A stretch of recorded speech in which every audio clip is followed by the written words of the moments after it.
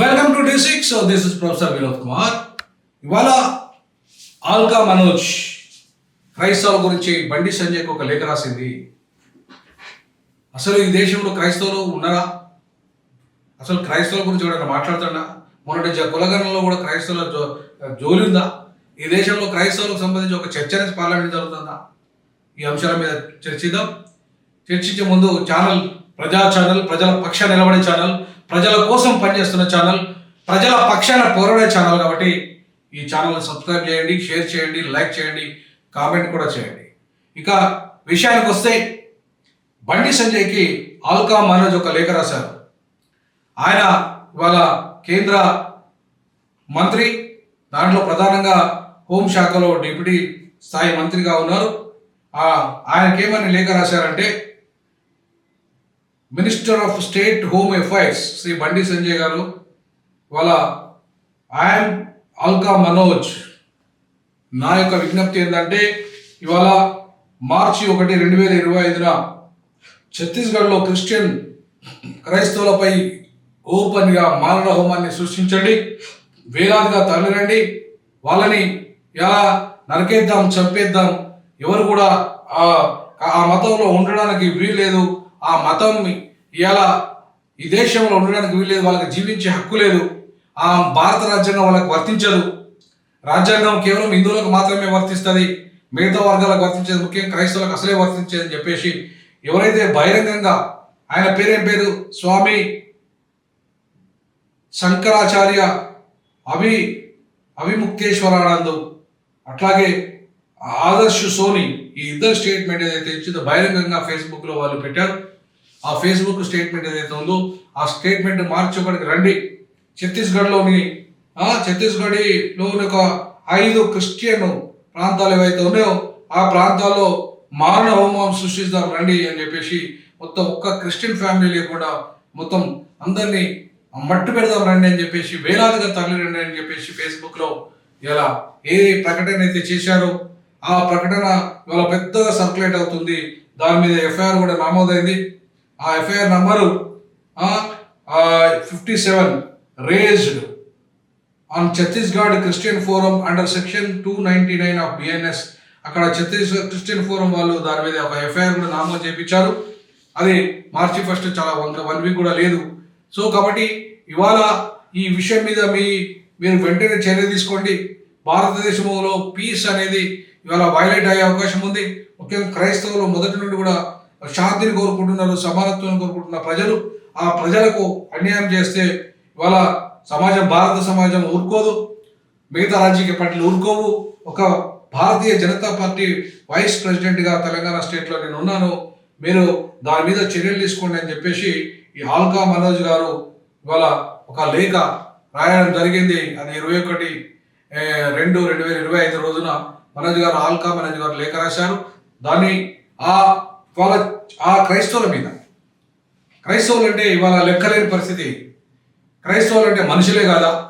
ఇవాళ దళితులలో 80% క్రైస్తవులే. ఈ దేశంలో ఉన్న 50 కోట్ల మంది దళిత క్రైస్తవులే ఉన్నారు. 50 కోట్ల మంది దళితులలో 45 కోట్ల మంది క్రైస్తవులే ఉన్నారు.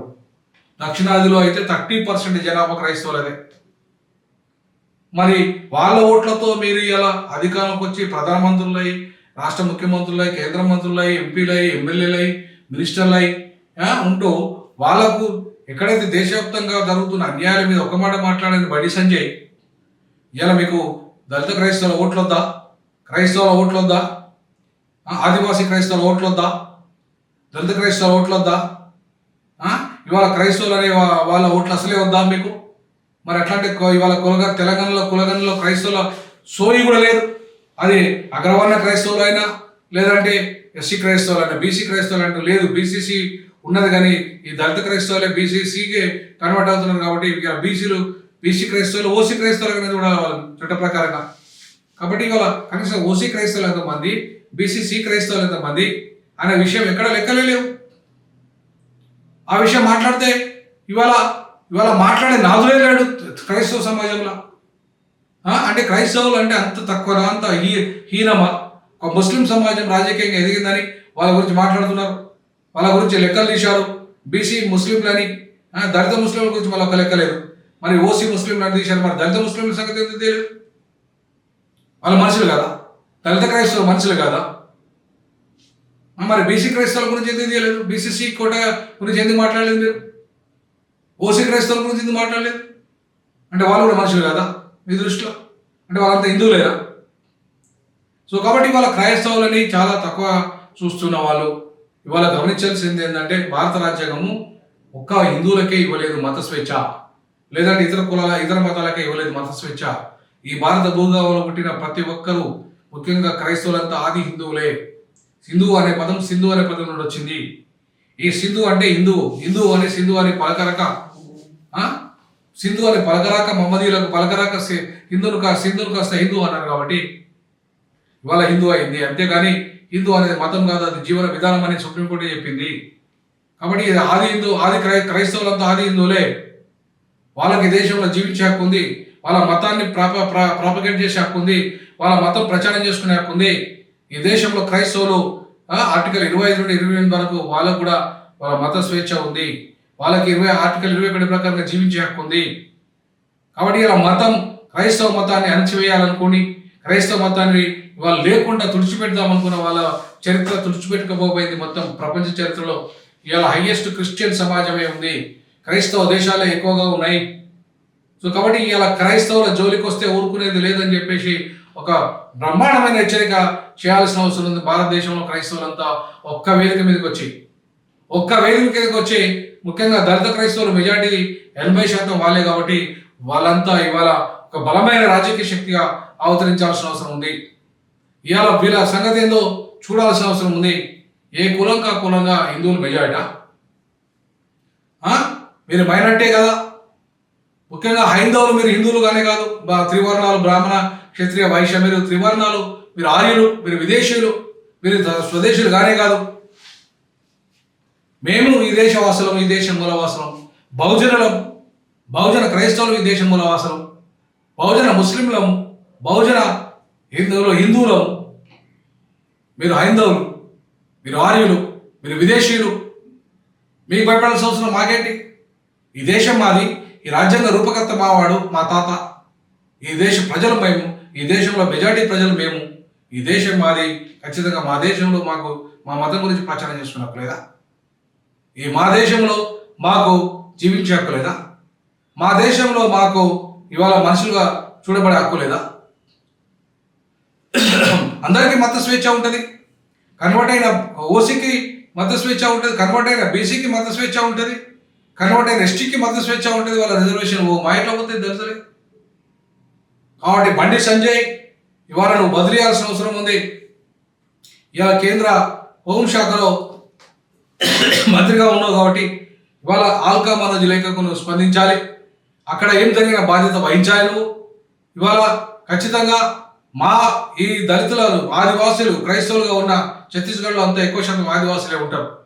ఆదివాసుల యొక్క హక్కులను, మత స్వేచ్ఛను మీరు పరిరక్షించకపోతే, ఆదివాసులు దళితులు కలిస్తే ఈ దేశం ఏమవుతుందో మీకు తెలుస్తుంది.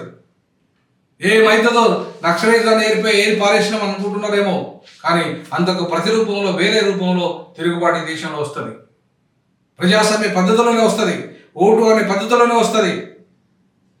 ఇక మీ ఆటలు కొనసాగనివ్వం అని చెప్పేసి హెచ్చరిక కూడా రేపు ఈ క్రైస్తవ ఆదివాసీ సమాజం, దళిత సమాజం నుండి వస్తుంది. కాబట్టి అది రాకముందే వాళ్ళకి న్యాయం చేయాల్సిన అవసరం ఉంది. ఆ దిశగా ఆల్కా మనోజ్ యొక్క ఏదైనా లేఖను ఇమీడియట్లీ పరిగణలోకి తీసుకొని వాళ్ళ మీద కఠిన చర్య తీసుకొని వాళ్ళని జైలు పంపి వాళ్ళ మీద ఇవాళ చర్య తీసుకోకపోతే ఖచ్చితంగా దేశంలో మత స్వేచ్ఛ లేదని చెప్పి ఇవాళ దాదాపు ఆదివాసీలు ఇవాళ క్రైస్తవులు కలిపితే దాదాపు 60-70 కోట్లు ఉంటారు, 60 కోట్లు ఉంటారు. ఈ 60 కోట్ల మందికి తిరుగుబాటు చేస్తే ఈ దేశంలో ఏమవుతుందో మీకు తెలుస్తుంది.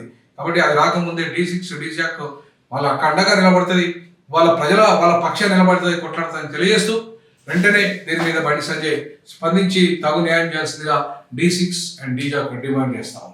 జై భీమ్, జై పెరియార్, జై పులే.